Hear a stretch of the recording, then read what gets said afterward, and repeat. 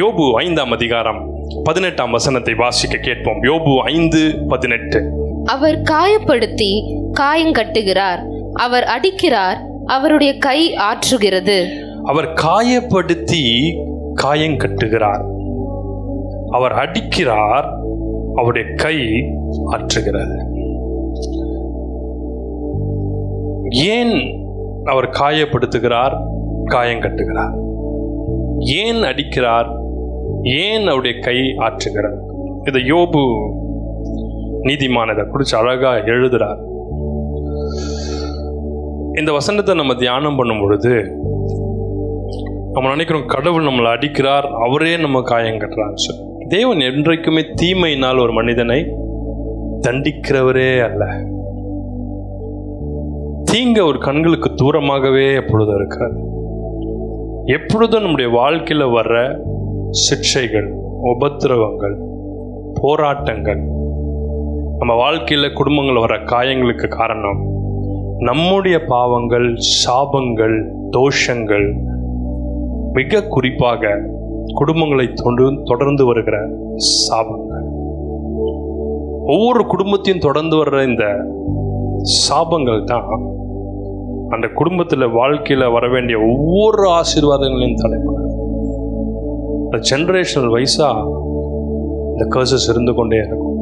ஜெனரேஷனலா இந்த சாபங்கள், தடைகள் இருந்து கொண்டே இருக்கும்.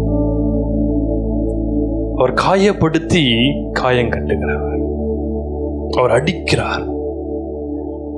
இதெல்லாம் பார்க்கும்போது கட்டளைகளை, பிரமாணங்களை, தேவன் நமக்கு வச்சிருக்கிற நியமங்களை ஒவ்வொரு குடும்பத்தினரும் கர்த்தரை விட்டு குறிப்பா விக்கிரக ஆராதனைகளுக்குள்ள, மாய மந்திரங்களுக்குள்ள, தந்திரங்களுக்குள்ள போய் சிக்கிக் கொள்ளும் பொழுது அவர்களே அதற்குள் போய் மாட்டிக்கொண்டார்.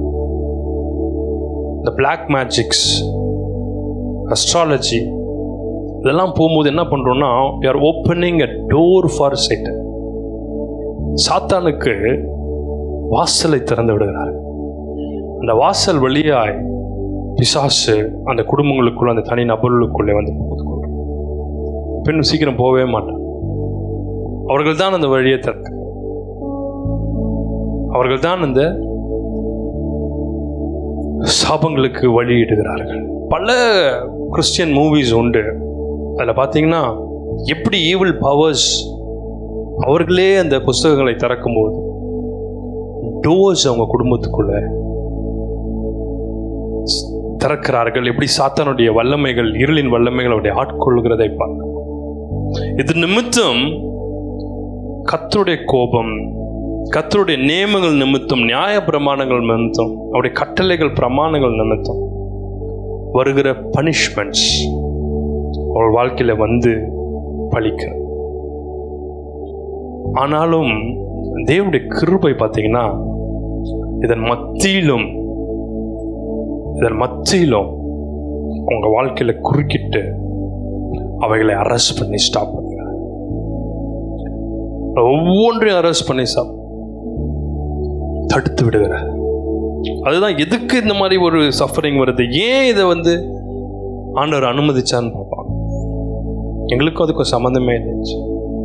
இந்த க்ளோஸ் பண்ணப்படாத டோர்ஸ் அவங்க வாழ்க்கையில் என்ட்ராயிட்டே இருக்கும். இவங்க நல்லா ஜோம் பண்ணுவாங்க, நல்லா போயிடும், அது கர்த்தருக்குள்ள இருக்கிறத போல. ஆனால் அந்த மூடப்படாத கதவுகள், அதன் மூலமாய் சாத்தான் அவங்க வாழ்க்கையில் என்ட்ராயிட்டே இருக்கும். அது அவங்கள ரட்சிக்கப்பட விடாது, ரட்சிப்பை காத்துக்கொள்ள வைக்க விடாது, ஊழியம் செய்ய விடாது, அவளை மென்மேலும் உயர முடியாதபடி தடை பண்ணி கொண்டே இருக்கும். சில டோர்ஸை திறந்து விட்டு.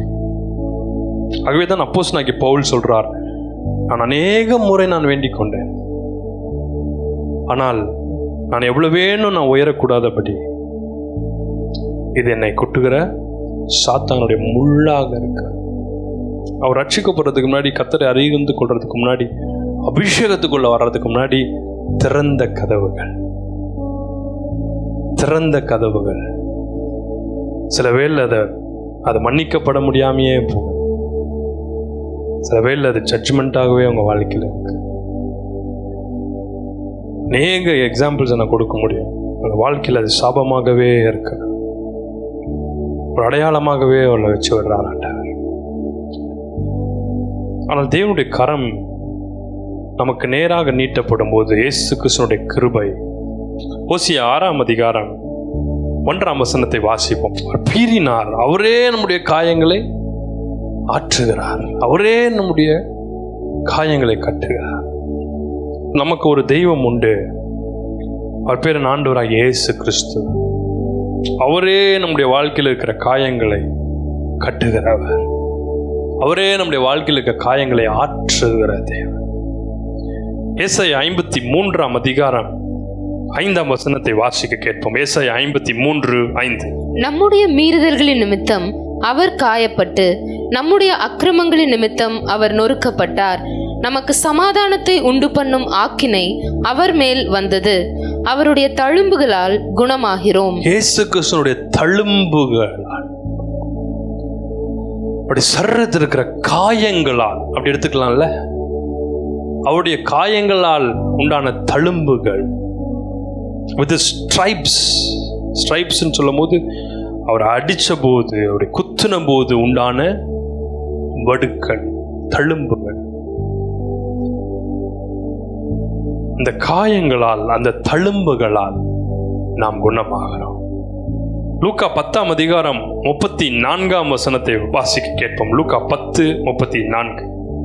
கிட்ட வந்து அவனுடைய காயங்களில் எண்ணெயும் திராட்சை ரசமும் வார்த்து காயங்களை கட்டி அவன் மேல் மனதுருகி அவனுடைய காயங்களை அவர் கட்டுகிறார். இன்னைக்கு ஆவியானவர் ஒரு ரேமா வேர்டை நமக்கு கொடுத்திருக்கிறார். அது அவர் உங்களுடைய காயங்களை ஆற்றுகிற தேவன். நம்ம ஒவ்வொருவருக்கும் ஒரு காயங்கள் உண்டு. சில இருதயத்தில் மாறாத சில வடுக்கள், காயங்கள் உண்டு.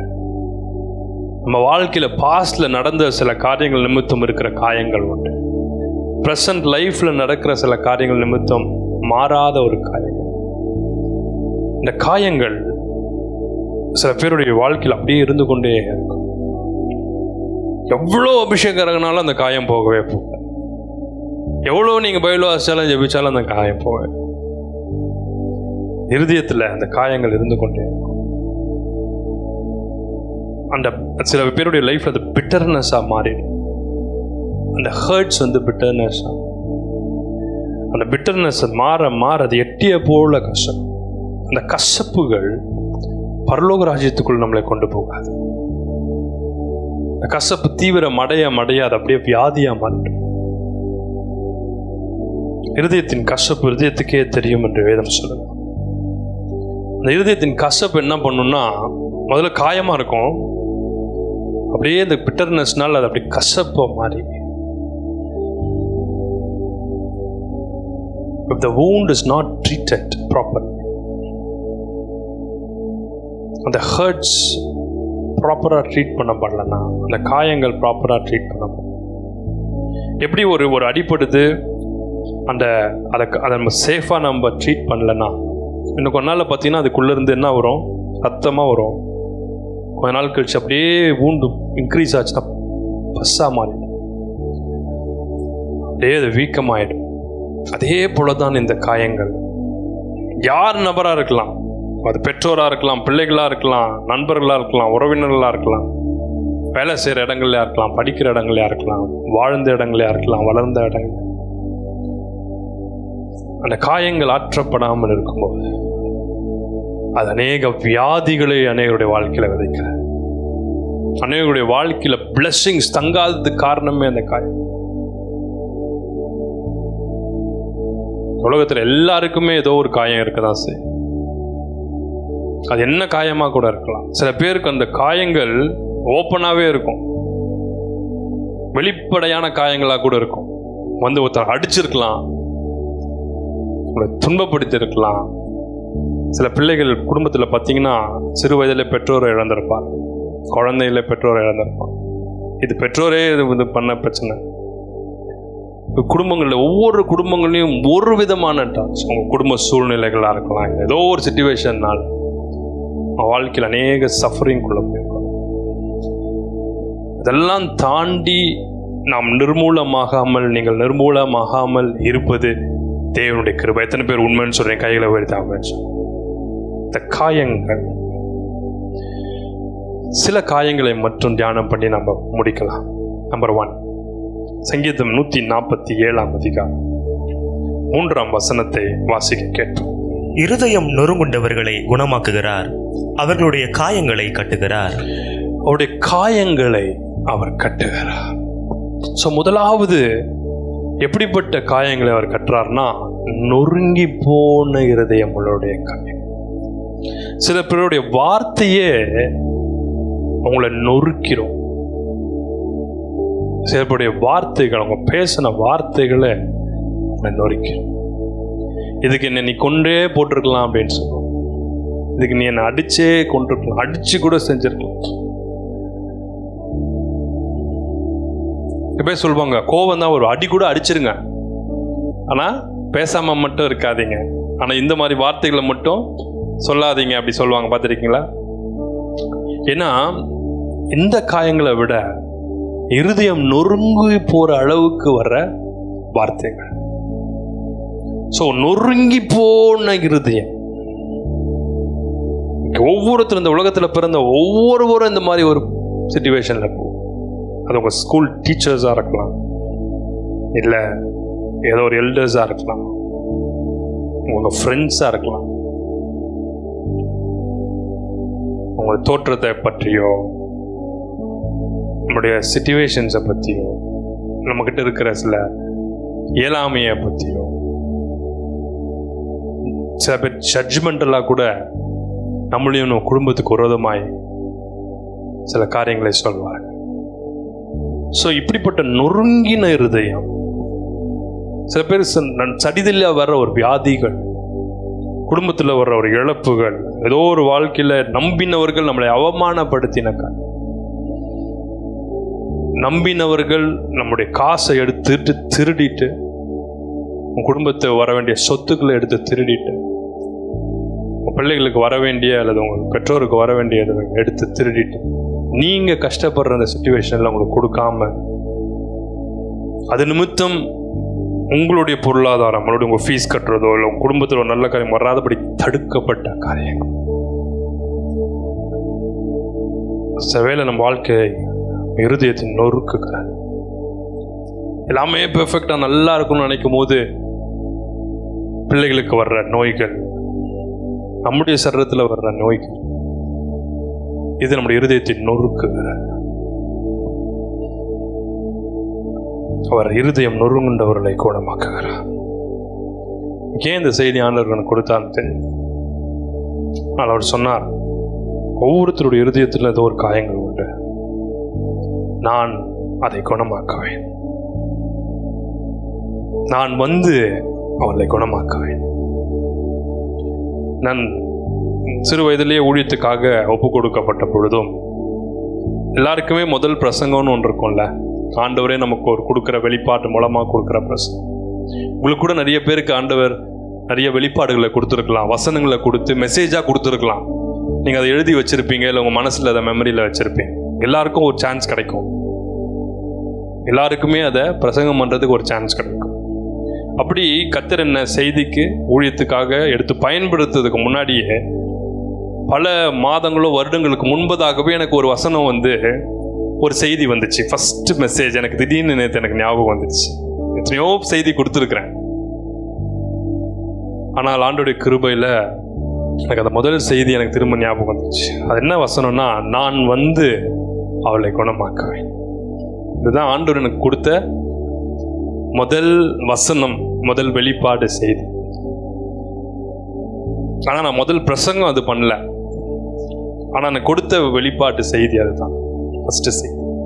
நான் ஃபஸ்ட்டு பண்ண பிரசங்கம் எதுனா, ஆவியானவர் சபைக்கு சொல்லுகிறதை காதுள்ளவன் கேட்க கடவன். எடுத்தோடனே எப்படி பார்த்தீங்களா? எனக்கு யோசிச்சு பார்த்தா இவ்வளோ நாளங்களில் ஸ்டார்டிங்கே நமக்கு என் டைமுக்கான மெசேஜாக தான் இருந்திருக்கு. ஸ்டார்டிங்கே என் டைம் ரெவலேஷனுக்கான ஒரு ப்ராஃபட்டிக் மெசேஜாக தான் கொடுத்துருக்கேன். ஆவியானவர் சபைக்கு சொல்கிறதை காதுள்ளவன் கேட்க கடவன் சொல்லி அந்த ஒவ்வொரு சபைக்கும் சொன்னதை தான் அந்த பிரசங்கம் பண்ணேன். அதே போல் அந்த சபையில் அநேக நியாய தீர்ப்புகள் வந்துச்சு, இன்க்ளூடிங் த பாஸ்டர். அந்த சபைக்கு கொடுத்த முதல் செய்தி நான் தான். அந்த சபையுடைய மெய்ப்பனுக்கும் சேர்த்துன்னு பிரசங்கம் பண்ணுறோம் சொல்லி கொஞ்ச நாட்களில் மறிச்சு போனார். ஸோ இருதயம் நொறுங்குண்டவர்களை அவர் குணமாக்குகிறார். ஸோ நொறுங்கி போன இருதயத்தை அவர் காயங்கட்டுறார். நம்பர் 2, எரேமியா 10ஆம் அதிகாரம் 19ஆம் வசனம். ஐயோ, நான் நொறுக்கப்பட்டேன், என் காயம் கொடியதாயிருக்கிறது.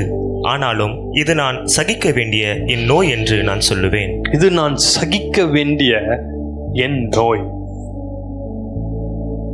எழுதிருக்கு பார்த்தீங்களா அவ்வளோ அழகா. இது நான் சகிக்க வேண்டிய என் நோய். யாராவது சொல்லுவாங்களா இது வரணும் எனக்கு? இன்னொருத்தனுக்கு அது வேணும் அவனுக்குன்னு நம்ம சொல்லுவோம். இந்த மாதிரி அவன் வழிக்கு வந்துட்டான், மண்டையில் அடிபடிச்சா, இல்லை இல்லை காலில் தான் அடிபடிச்சு. அப்படியா? அதுக்கெல்லாம் மண்டையிலேயே அடிபட்டு போயிடும்னு நினச்சேன். அவனுக்கு வர வேண்டிய நோய் தான் சொல்லுவோம். ஆனால் இங்கே எரேமியா சொல்றார், இது எனக்கு வர வேண்டிய நோய் தான். ஏன்னா சில வேளை அது அப்படியே சாபமா நோயாக அது சில பேருடைய வாழ்க்கையை. நான் நொறுக்கப்பட்டேன், இந்த வியாதினால பட்ட அவமானங்களால் நான் நொறுக்கப்பட்டேன். ஏற்கனவே சொன்ன இருதயம் நொறுங்குண்டவர்ல அவர் குணமாக்குறார். 2வது, நான் நொறுக்கப்பட்டேன் நோயினால, பிரச்சனைகளால, என் காயம் கொடியது. ஸோ 2வது காயம் எப்படின்னா கொடியதான காயம். ஏன் நிறைய காயங்கள் நம்ம ஜெபம் பண்றோம், ஆண்டவரே கம்யூன் எடுக்க போற அந்த கோவத்தை, கசப்பு எடுத்துருவோம்ப்பா, வெறுப்பு எடுத்துருவோம்ப்பா. நமக்குள்ள ஒரு ஈகோ வரும், ஆட்டிடியூட் வரும்.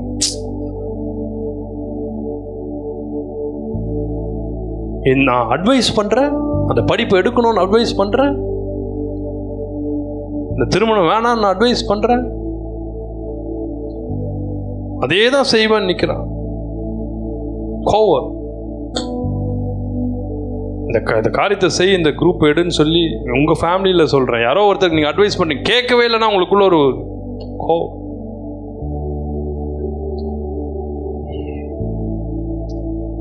சில காயங்கள் ஆறிடும், சிலர் ஆறாத காயங்களை குறித்து நான் பேசுறேன். சில கொடியதான காயம், அது தலைமுறையா அந்த காயம் இருக்கும். குடும்பத்திலேயே கொடிதான காயம். இந்த குடும்பம் நாசமா போகணும். சில பேர் கண்ணார பார்த்துருப்போம், மண்ணை எடுத்து தூவி வர வேண்டிய காசெல்லாம் நஷ்டப்படுத்திட்டான், அநியாயம் பண்ணிட்டான், குடும்பம் நல்லாவே இருக்காது, மண்ணை எடுத்து தூவி சாப்பிட்டு. இந்த காயம் கொடிய. ஸோ கொடிதான காயங்களை கூட ஆண்டவர் மாற்றுகிறார். புலம்பல் 2ஆம் அதிகாரம் 13ஆம் வசனத்தை வாசிக்க கேட்டோம். எருசலேம் குமாரத்தியே, நான் உனக்கு சாட்சியாக எண்ணத்தை சொல்லுவேன், உன்னை எதற்கு ஒப்பிடுவேன்? சியோன் குமார்த்தியாகிய கன்னிகையே, நான் உன்னை தேற்றும்படிக்கு உன்னை எதற்கு நிகர் சொல்லுவேன்? உன் காயம் சமுத்திரத்தைப் போல் பெரியதாயிருக்கிறதே, உன்னை குணமாக்குகிறவன் யார்? அப்படியா காயம்? இந்த மாதிரி காயம் பார்த்துருக்கீங்களா? சமுத்திரம் எவ்வளோ பெருசு. இந்த மாதிரி கடல் போகும்போது, மலைகளுக்கு போகும்போது தான் ஐயோ கடவுள் எவ்வளோ பெரிய தேவன். அது வரைக்கும் நான் அசால்ட்டாக அவரை கேள்வி கேட்டுட்டு இருந்தேனே, நேற்று வரைக்கும் கேள்வி கேட்டுருந்தேன். கடலை பார்க்கும்போது தான் ஆண்டவரே தெரியாமல் சொல்லிட்டேன், மன்னிச்சிடும். இவ்வளோ பெரிய சமுத்திரத்தை உண்டாக்கின என்ன கூட நீர் நோக்கி பார்க்கிறீர, அந்த சமுத்திர ஜலத்தை பார்த்தாலே எனக்கு பயமா இருக்கு. காயம் சமுத்திரத்தை போல பெரியதா. சில பேருடைய வாழ்க்கையில் இருக்கிற காயங்கள் சமுத்திரத்தை போல. இந்த காயத்தை ஆற்றவே முடியாதுங்க.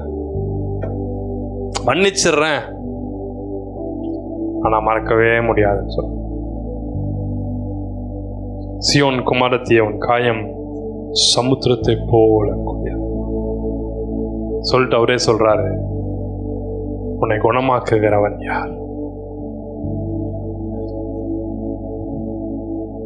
சியோன் குமாரத்தின்னு சொல்லும் போது, இன்னும் கன்னிகைன்னும் போது அது கர்த்தருடைய பிள்ளைகளை குறிக்கும். இப்படித்தானே? Daughters of Zion. சியோன்னாலே, சயன்னாலே கர்த்தருடைய சமூகம், கர்த்தருடைய பிள்ளைகள், கர்த்தருக்குரியவர்கள். அவருடைய காயம் சமுத்திரத்தை போல பெருசு. அதை யார் குணமாக்க முடியும்? இதை குணமாக்கத்தக்கவன் யாருன்னு புலம்புறார். அது பேர் தான் புலம்பல்.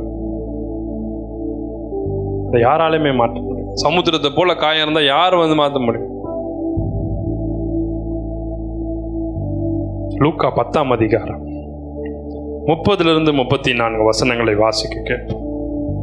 இயேசு பிரதியுத்தரமாக, ஒரு மனுஷன் எருசலேமிலிருந்து எரிகோவுக்கு போகையில் கள்ளர் கையில் அகப்பட்டான். அவர்கள் அவன் வஸ்திரங்களை உரிந்து கொண்டு அவனை காயப்படுத்தி குற்றுயிராக விட்டு போனார்கள். அப்பொழுது தற்செயலாய் ஒரு ஆசாரியன் அந்த வழியே வந்து அவனை கண்டு பக்கமாய் விலகி போனான். அந்தபடியே ஒரு லேவியனும் அந்த இடத்துக்கு வந்து அவனை கண்டு பக்கமாய் விலகி போனான். ஸோ 4வது காயம் அப்படின்னா மற்றவர்களால் ஏற்படுகிற காயம். கள்ளர் கையில, திருடர்கள் கை. ஒரு பிசினஸ் ஆரம்பிச்சிருப்பாங்க, ஒரு வேலைன்னு போய் சேர்ந்திருப்பாங்க, யாரையோ நம்பி ஒரு காசுன்னு கொடுத்துருப்பாங்க. ஒரு பிசினஸ்க்காக வெளியூர் போறான், யாரும் எதிர்பார்த்துருப்பாங்களா? நல்ல வேலைக்காக போகும்போது, ஒரு பிஸ்னஸ்க்காக போகும்போது ஒரு ஹோப்போட, ஒரு ட்ரீம்ஸோட போவான். படிக்கிறதுக்காக வெளியூர் போவான். ஒரு குடும்பமாக நல்ல வாழ்ந்த ஒரு குடும்ப சூழ்நிலையினால அந்த அந்த குடும்ப தலைவி அல்லது மனைவியை வெளி தேசத்துக்கு, மிடில் ஈஸ்ட்டுக்கு வேலைக்காக அனுப்பியிருந்தாங்க. அதுக்கு முந்தின நாள் இரவு 11 மணி வரைக்கும் அந்த குடும்பத்தோட ஒரு ஃபோனில் பேசியிருக்கேன். இதெல்லாம் நல்லபடியாக இருக்குது, சம்பாதிச்சிருக்கேன், மாதம் வேலைக்கு வீட்டு காசு அனுப்பி கொஞ்ச நாளில் சீக்கிரமாக எல்லாருமே சேர்ந்து ஒன்றா இருந்துச்சு. அடுத்த நாள் அந்த தேசத்துலேருந்து அவங்களுக்கு கால் வருது.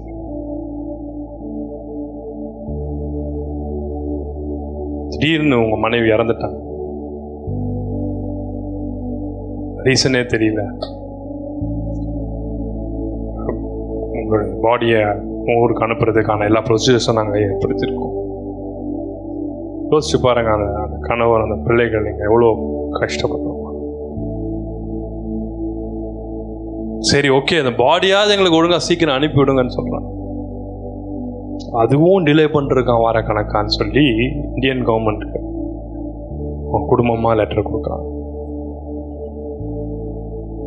கள்ளர் கையில் அகப்பல். ஒரு வியாதி கிடையாது, ஒரு பிரச்சனை கிடையாது. எதனால அவங்க மறைச்சாங்க? சூசைட் பண்ற ஆளும் கிடையாது, எவன் கொன்னா என்ன கொன்னான்னு தெரியாது. கள்ளர் கையில் அகப்பட்டு ஒரு நல்ல குடும்பத்தை சேர்ந்த ரொம்ப ஜெனியூனான ஒரு கேரளா போய் சேர்ந்த ஒரு தகப்பன் குடும்ப சிச்சுவேஷன்னால வெளி தேசத்துக்கு போகிறார். ஒரு மிடில் ஈஸ்ட் கண்ட்ரி தான் அதுவும். எல்லாமே இந்த வாரத்தில் வந்தது. அவருக்கு என்ன வேலைன்னா, ரொம்ப சிக்லியாக இருக்க ஒரு குழந்தைய பார்த்துக்கும்,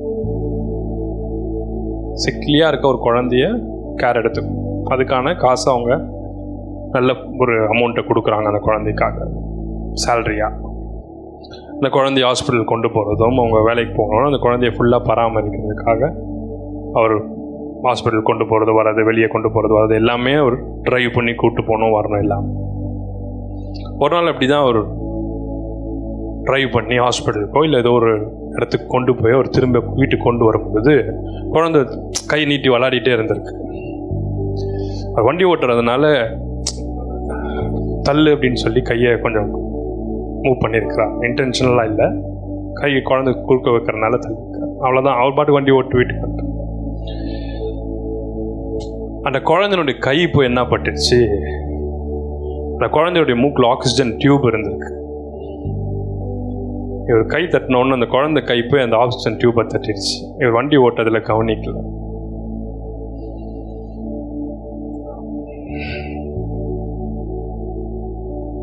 அந்த டியூப் வெளியே வந்ததுனால அவங்க ரீச் ஆகிறதுக்குள்ள அந்த குழந்தை மரிச்சு போச்சு. அந்த தேசத்தினுடைய ரூல்ஸ் பிரகாரம் குழந்தைங்க மேலே யாரும் கை வைக்கக்கூடாது. அப்படி குழந்தை மேலே கை வச்சு அதுக்கான தண்டனை கொடி தான், அது அங்கெல்லாம் சவுக்கடி தான் விழும், இல்லை அதுக்கான கொடிய தண்டனைகள் அங்கே இருக்கும். மிடில் ஈஸ்ட்டுக்கு போயிருக்கவங்களுக்கு தெரியும். ஸோ அந்த அந்த குழந்தை உயிரோடு இருந்துச்சுன்னா பரவாயில்ல, பனிஷ்மெண்ட் லெஸ்ஸாக இருக்கும். ஆனால் அந்த குழந்தை மறிச்சதுனால அவருக்கு மரண தண்டனையை அந்த கவர்மெண்ட் கொடுத்துச்சு. அந்த குடும்பமே அவருக்கே என்ன நடந்துச்சுன்னு தெரியாது, இட்ஸ் பை ஆக்சிடென்ட் தான். கண்டிப்பாக அந்த குழந்தைய கேர் எடுத்து பார்த்தவர் தான். அந்த வீடியோஸ்லாம் இருக்கும் தானே, ஸோ எல்லாத்துலேயும் பார்க்கும்போது அது ஏதாச்சும் கைத்தட்டி இருக்கு அந்த பட்சம் அதெல்லாம் கவனிக்கல. பனிஷ்மெண்ட் ஒருவேளை கோர்ட்டே அந்த வீடியோஸ்லாம் பார்த்து இந்த மரண தண்டனைன்னு தப்பு வைக்கணும்னா இத்தனை கோடி, ஐ திங்க் 37 crores தெரியல எனக்கு, 32 or 37, அவ்வளோ கோடியை நீங்கள் அபராதமாக செலுத்தினாதான், ரேன்சமாக செலுத்தினாதான் நீங்கள் விடுவிக்கப்படுவீங்கன்னு சொல்லிட்டாங்க. இதை கேரளா கவர்மெண்ட்டுக்கு அறிவித்த போது அங்கே இருக்க எல்லா ஜனங்களும், சுற்றி இருக்கிற 7 ஜனங்கள்லேருந்து ஒவ்வொருத்தரும் 200 ரூபாய், 500 ரூபாய், 1000 ரூபான்னு, ஏன்னா நான் ரொம்ப ஜென்யூன் ஃபேமிலி, குழந்தைங்க இருக்கு ஃபேமிலி, நீ நம்ப மாட்டீங்க, அவ்வளோ பேரும் அந்த காசு சேர்த்து கடைசியில் எவ்வளோ அமௌண்ட் இந்த கவர்மெண்ட் கட்டணுமோ அத்தனை கோடியை சேர்த்துட்டாங்க. அவ்வளோ ஜனங்களும் சேர்ந்து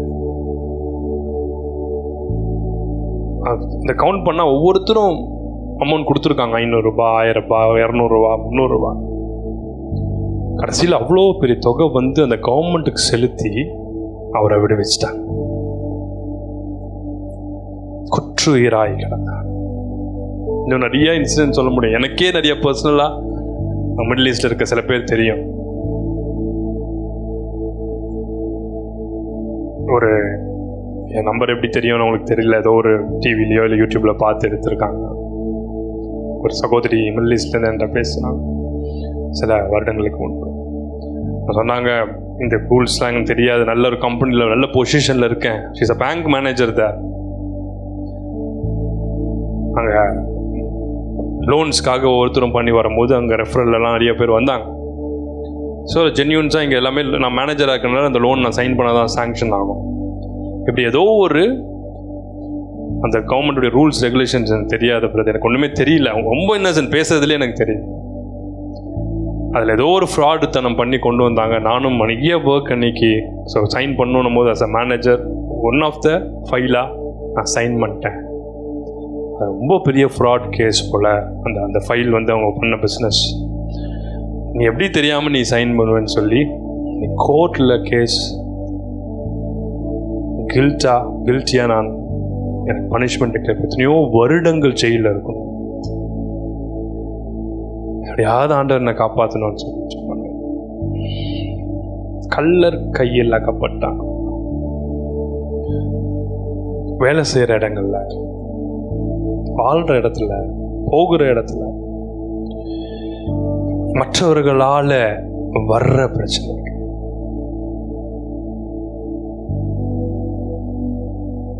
பில்டிங் கட்டுறதுக்காக கொடுத்துருப்பாங்க கான்ட்ராக்ட். அந்த பில்டிங் கட்டுற இடத்துல திடீர்னு இல்லை ஒர்க் பண்ணுற இடத்துல அந்த ஒர்க் பண்ணுறவங்க ஏதோ ஒரு மிஸ்டேக் பண்ணிடுவான். அப்படி எனக்கு தெரியும், சில ஊழியக்காரங்க தெரியும். இந்த பில்டிங் கட்டுற இடத்துல அந்த கான்ட்ராக்டில் பில்டிங் கொலாப்ஸ் ஆகி அங்கே இறந்துருவாங்க.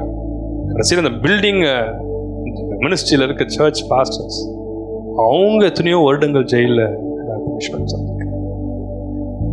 அதாவது தாங்கள் செய்யாத ஒரு குற்றத்தினால மற்றவங்க அவங்க மேலே விதிக்கிற தண்டனைக்கு செய்யாத ஒன்றுக்காக ஃபேஸ் பண்ணப்படுற சில பனிஷ்மெண்ட்ஸ். கள்ளர் கையில் அகப்பட்டான், குற்றுகிறாய் கிடந்தான். அதோட கொடுமை என்னன்னா, இந்த இடத்துல ஆசாரியர்கள், லேவியர்கள் ஒதுங்கி போனார்கள்.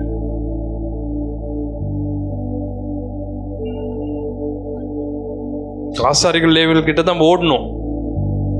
ஆனா இந்த இடத்துல பார்த்தீங்கன்னா ஆசாரியர்களும் லேவியர்களும் அவன் குற்றுகிறா கிடக்கிறத பார்த்து ஒதுங்கி போனார். இந்த அநேக இடங்கள்ல நல்லா இருக்கும்போது வச்சிருப்பாங்க, நல்ல வேலையில் இருக்கும்போது, இல்லை நல்ல பணக்காரனாக இருக்கும்போது, நல்ல பிஸ்னஸில் உயர்ந்து இருக்கும்போது, ஹெல்த்தியாக நல்லா இருக்கும்போது ஜனங்க வச்சுருப்பாங்க. ஒன்ஸ் அவங்க கிட்ட ஏதோ இல்லைன்னும் போது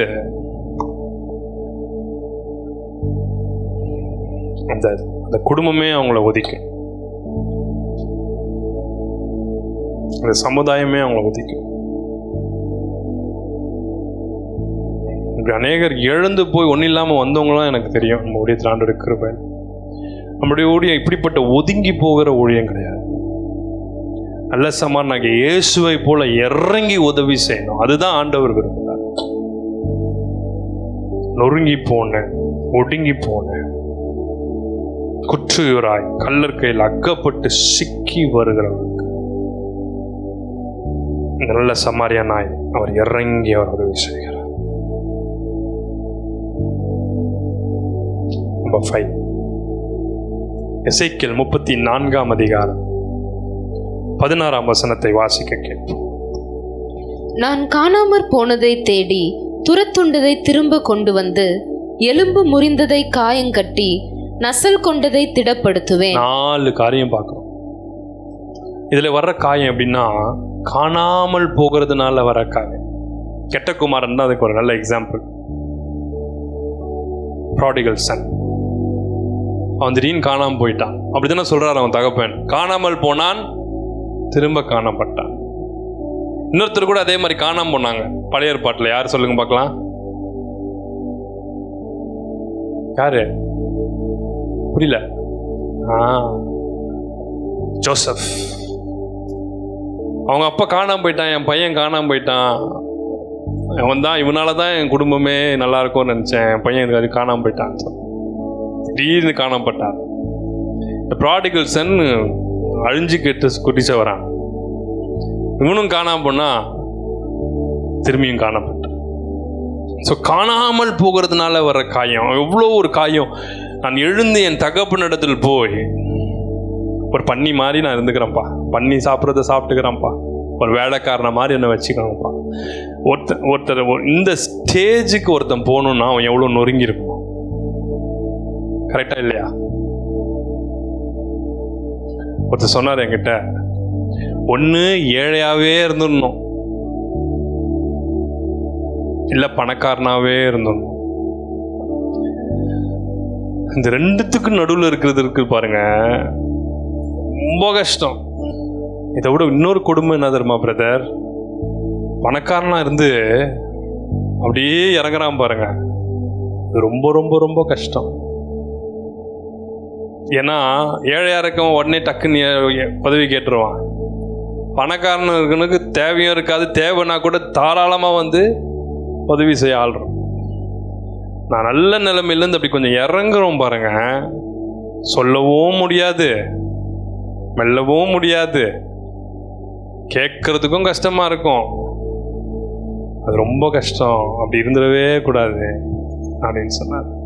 ரொம்ப சில விஷயங்கள்லாம் அப்படியே மைண்ட்ல ஃபிக்ஸ் ஆயிடும்.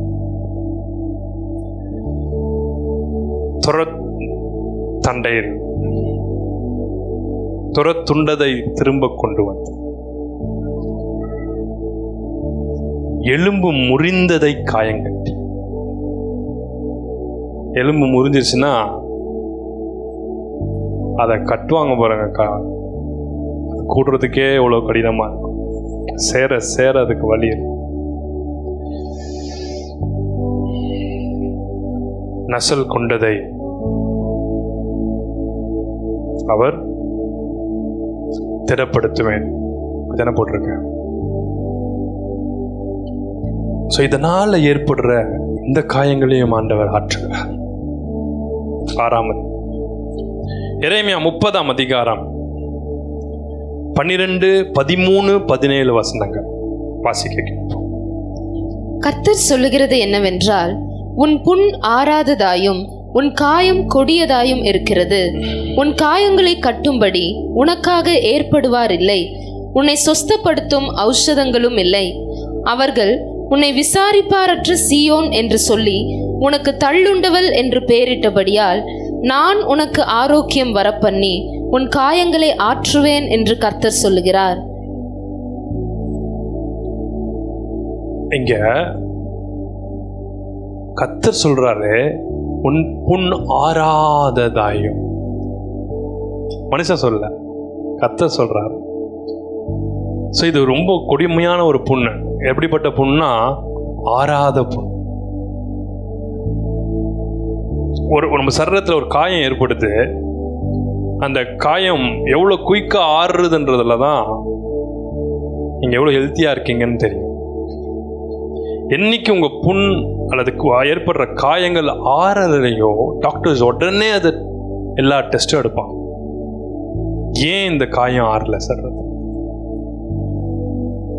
சில பேர் காலில் பார்த்தீங்கன்னா ஏதோ ஒரு முள் குத்திரும், இல்லை செப்டிக் ஆகிடும், ஏதோ ஒரு இடிச்சிடுவாங்க, காயம் ஆறாமையாக இருக்கும், புண்ணாக மாறிடும். அது ஆறாமல் இருந்துச்சுன்னா கேட்பான், உடனே எல்லா டெஸ்ட்டையும் எடுத்துருங்கன்னு சொல்லுவான். பிளட் டெஸ்ட் எடுக்கும் போது பார்த்துருக்கீங்களா? பிளட் கிளாட்டிங் டைம்னு இருக்கும். ஒரு ஆப்ரேஷன் போகிறதுக்கு முன்னாடியோ இல்லை ஜென்ரலாகவே ஒருத்தங்களுக்கு கிளாட்டிங் டைம்னு சொல்லுவாங்க. இவ்வளோ குயிக்காக இதுக்குள்ளே கிளாட் ஆயிடணும், லைக் பிளட் அரெஸ்ட் ஆயிடணும். இந்த கிளாட்டிங் டைம் கம்மியாக இருந்துச்சுன்னா தன் பிளட் போயிட்டே இருக்கும். It's very dangerous. அப்படிப்பட்ட நபர்கள் சில பேர் மறிச்சும் போயிடுவாங்க. ஸோ எல்லாத்துக்குமே ஆண்டவர் டைம் வச்சிருக்கேன். இங்கே ஆண்டவர் சொல்கிறார், உன் புண் ஆறாததாக இருக்கிற, ஆறாத அளவுக்கு அது கொடிதான காயமாக இருக்கிற. இருதயத்தில் சில பேருடைய வாழ்க்கையில் சில வார்த்தைகள், நடந்த சில சிச்சுவேஷன்ஸ், நீங்கள் எதிர்பார்த்த சில முடிவு உங்களுக்கு நடக்காத நாளில் ஏற்பட்ட காயம். நீங்கள் ஒன்று நினச்சிருந்துருப்பீங்க, இப்படி நடக்கணும், சரி, அதனால ஏற்படுற கொடிதான காயங்கள். அந்த வசனத்தை திரும்ப படிங்க, 12, 13, 17. கர்த்தர் சொல்லுகிறது என்னவென்றால், உன் புண் ஆறாததாயும் உன் காயம் கொடிதாயும் இருக்கிறது. உன் காயங்களை கட்டும்படி உனக்காக ஏற்படுவார் இல்லை, உன்னை சொஸ்தப்படுத்தும் ஔஷதங்களும் இல்லை. உன்னை சொஸ்தப்படுத்துற மெடிசனே இல்லைன்றார். ஔஷதம்னா மெடிசன். படிங்க. அவர்கள் உன் காயங்களை ஆற்ற ஏற்பாரும் இல்லை. உன் காயங்களை யாருமே ஆற்றுறதுக்கு வரலன்னு சொல்றார். அவர்கள் உன்னை விசாரிப்பாரற்ற சீயோன் என்று சொல்லி. விசாரிப்பாரற்ற சீயோன், அது எவ்வளோ கொடுமை தெரியுமா? சில பேருடைய கஷ்டங்களை விசாரிக்கிறதுக்கே ஆள் இருக்கா. மற்ற நேரத்தில் நல்லா இருக்கும்போது விசாரிப்பாங்க, பிரச்சனைன்னு வந்துருச்சுன்னா அப்படியே ஒதுங்கிடுவாங்க. ஆனால் நல்ல சமாரியர்கள், தேவனால் ஏற்படுத்தப்பட்ட ஐக்கியங்கள், உறவுகள் எப்போ கரெக்டுன்னு டெஸ்ட் பண்ணோன்னா அந்த டைமில் தான் அவங்க விசாரிப்பாங்க. அந்த டைமில் தான் அவங்க நமக்கு சொல்லப்படுற வார்த்தைகளும் செய்கிற உதவிகளும் நம்மளை புஷ் பண்ணி நிறுத்து. உனக்கு தள்ளுண்டவள் என்று பேரிடப்பட்டபடி. பேரை பார்த்தீங்களா? ஒதுக்கி வச்சிரு, தள்ளி வச்சிரு. ஆண்டவர் சொல்றாரு, இப்படிப்பட்ட ஒரு வேளை நீ புறக்கணிக்கப்பட்டிருக்கலாம், தள்ளப்பட்டிருக்கலாம், ஒதுக்கப்பட்டிருக்கலாம், ஔஷதமே இல்லாமல் இருக்கலாம். ஒரு நோய்க்கு ஔஷத மெடிசனே இல்லை, இல்லை எவ்வளோ மெடிசன் எடுத்து அதுக்கு கியூர் இல்லாமல் இருக்கலாம்.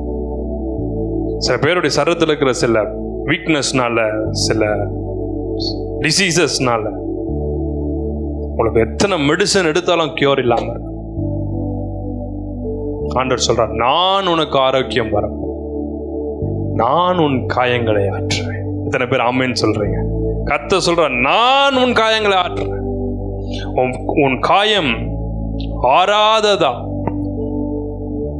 எக்ஸாக்டா சொல்லணும், உன் புண் ஆறாததா, உன் காயம் கொடிதானதாய். ஸோ அந்த புண்ணும் காயம் எடுக்கிறதுல வியாதிகளை போட்டுக்கொள்ளணும், உங்க பலகீனங்களை போட்டுக்கணும், உங்க நோய்களை, உங்க கஷ்டங்களை, உங்க துக்கங்களை. ஒவ்வொருத்தருக்கும் ஒரு சஃபரிங் இருக்கும்ல, அதை போட்டிருக்க அந்த இடத்துல. உங்களை உபத்திரவப்படுத்தும் அந்த உபத்திரவத்தை அந்த இடத்துல போட்டுக்கோ. கர்த்தர் சொல்றான், நான் உன் காயங்களை ஆற்றுவேன், நான் உனக்கு ஔஷதமாய் சௌக்கியத்தை வரப்பேன், நான் உனக்கு ஆரோக்கியம் வரப்பேன். நம்பர் 7, அப்போஸ்தலர் 16ஆம் அதிகாரம் 33ஆம் வசனம், 16லேருந்து 34 வசனங்களை வீட்டில் போய் வாசி. 33ஆம் வசனம் மட்டும் நீங்க படிச்சிருவோம். Acts 16:33. மேலும் ராத்திரியில் அந்நேரத்திலே தானே அவன் அவர்களை அழைத்து கொண்டு போய் அவர்களுடைய காயங்களை கழுவினான். அவனும் அவனுடையவர்கள் அனைவரும் உடனே ஞானஸ்நானம் பெற்றார்கள். யாருடைய காயங்களை கழுவினா பட்டுன்னு சொல்லுங்க பார்க்கலாம். அந்த சிறைச்சாலைக்காரன் பவுலும் சீலாவும் தண்டனை கைதியா பிடிச்சி அங்க மாட்டி வச்சாங்க. நடந்த துதித்தல்ல நடந்த அங்க இருந்த அசைவில் அவன் பயந்து அவங்கள கொண்டு போய் பவுலும் சீலாவும் 2 பேரும் தேவனுடைய தாசர்கள், ஊழியக்காரர்கள், அவங்க காயங்களை அவன் கழுவுறான். அதுக்கப்புறம் என்ன நடந்துச்சு பாருங்களேன். அவனும் அவனுடையவர்கள் அனைவரும் உடனே ஞானஸ்நானம் பெற்றார்கள். இன்னைக்கு செய்திக்கு ஏற்ற மாதிரி நான் அந்த வசனத்தை படிக்கிறேன். ஊழியக்காரனுடைய காயங்களை அவன் கழுவுனான். அவனும் அவன் குடும்பத்தினரும் ஞானஸ்நானம் பெற்றார். எத்தனை பேர் குடும்பமா ஞானஸ்நானம் பெறணும்னு நினைக்கிறீங்க? கையை வைத்து காண்பீங்க பார்க்கலாம். குடும்பம்னா உங்க தாத்தா பாட்டி பூட்டை இதெல்லாம் போகாம இருக்கோ, உசுர் எடுக்குதோ, மொத்தமும் உன் கண்ணு முன்னாடி ஞானஸ்நானம் எடுக்க போகுது. கையை வைத்து ஒரு ஆமேன்னு சொல்லுங்க. எப்ப தெரியுமா? நீங்க ஜெபிக்கிறீங்க தானே, எப்படியாவது என் குடும்பம் ரட்சிக்கும். நீ தேவனுடைய ஊழியக்காரங்களை, பாஸ்டர்ஸை, கர்த்தரால் அபிஷேகம் பண்ணப்பட்டு நிற்கிறவங்களுடைய காயங்களை உங்கள் வார்த்தையின் மூலமாய், உங்கள் உதவிகள் மூலமாய், உங்கள் ஜபங்கள் மூலமாய், உங்களுடைய ஆலோசனைகள் மூலமாய் நீங்கள் அவருடைய குடும்பங்களுடைய அவங்களுடைய காயங்களை நீங்கள் ஆற்றும். இந்த வசனம் சொல்லுது, அவன் ஞானஸ்நானம் பெற்றான். அவனோட முடியல, அவன் குடும்பத்தினரே ஞானஸ்நானம் பெற்றார்.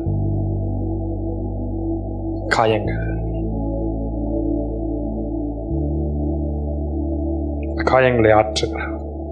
இந்த காயங்களை நானே ஆற்ற நேந்திரமாண்டர் சொல்றாரு. அவர் ஒருத்தர் தான் தன் சரீரத்தில் காயங்களை ஏற்றுக்கொண்டார். அநேக பாடல்கள் அதில் உண்டு. 5 காயங்கள் அப்படின்னு சொல்லுவாங்க. மெயினா தழும்புகளா பார்க்கறது என்னென்ன சொல்லுங்க பார்க்கலாம்.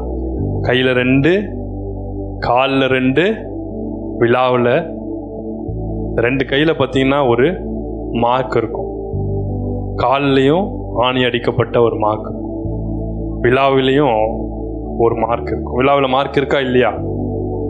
இருக்கா இல்லையா? தோமாவே குள்ள கையை விட்டு பார்ப்பா, ஈட்டியில் குத்தப்பட்ட அதே உடம்பு தான் அப்படின்னு சொன்னாரா இல்லையா? ஸோ அது அந்த மார்க்ஸ் அவருடைய சரீரத்தில் இன்னைக்கும் உண்டு, இன்றைக்கும் உண்டு. இந்த காயங்களுடையவர் தான் உங்கள் எல்லா காயங்களையும் ஆற்ற முடியும். கையை உயர்த்தி ஒரு ஆமேன்னு சொல்லுங்கப்பா. இந்த காயங்களை தன் சரீரத்தில் மாத்திரம் இல்லை, mentally, emotionally, physically, he was tortured, he was abused.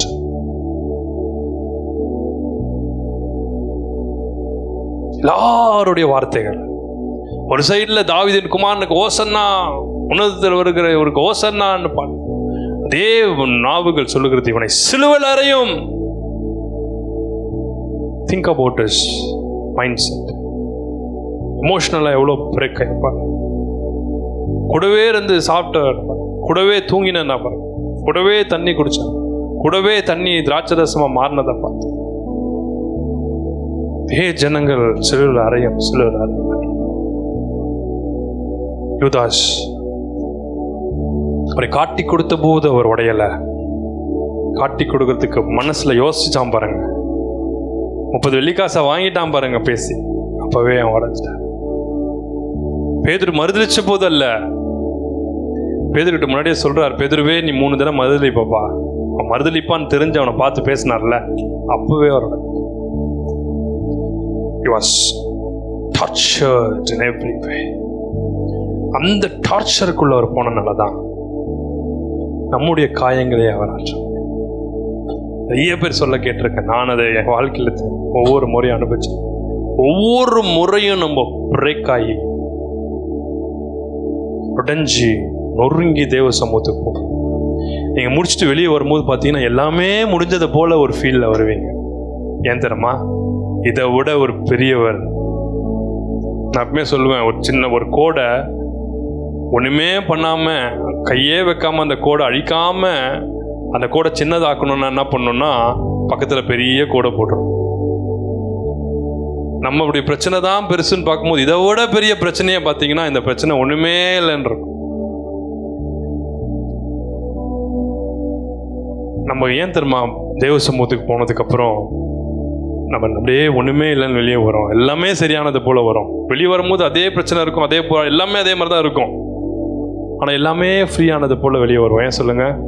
உங்கள் பிரச்சனையை விட பெரிய பிரச்சனைகளை ஃபேஸ் பண்ணவரை நீங்கள் பார்த்த உடனே எல்லாத்தையும் அவர் எடுத்துக்கிறார். வருத்தப்பட்டு பாரம் சுமக்கிறவர்களே, நீங்கள் எல்லாரும் என்ற இடத்துல வாருங்கள், நான் உங்களுக்கு இளைப்பாறுதல் தருவேன்னு சொன்ன இந்த இயேசு உங்கள் காயங்களை ஆற்றுகிற தேவனாக இருக்கிறார்.